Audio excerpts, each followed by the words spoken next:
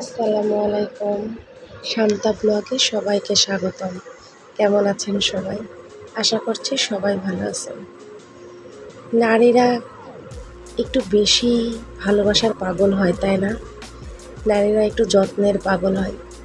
নারীদেরকে সবসময় লাখ টাকার জিনিস দিতে হয় না, 2 টাকার চুড়ি এনে দিলেই আমরা নারীরা খুশি হই।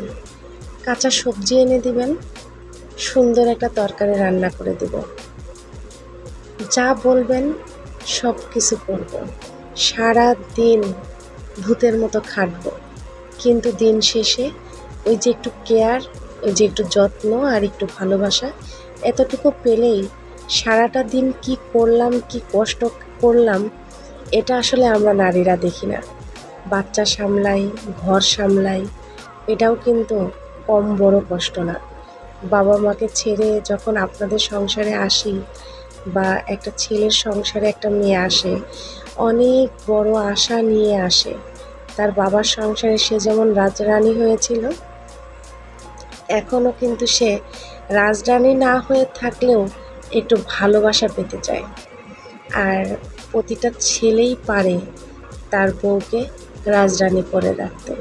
তার বাবা মাকে ছেড়ে আসার কষ্টটা একটা ছেলেই পারে ভোলাতে। আর প্রতিটা মেয়েই ভুলে থাকতে পারে তার বাবা মাকে শুধুমাত্র ওই একটা মানুষের ভালোবাসাতে।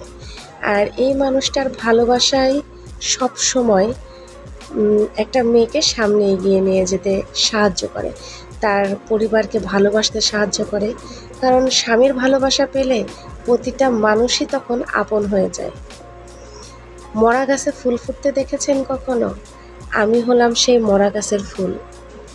ভালোবাসায় আর যত্নে আবারও এই মরা গাছটাতে ফুল ফুটেছে, বেঁচে থাকার আশা জেগেছে শুধুমাত্র একটু ভালোবাসা আর একটু যত্নে।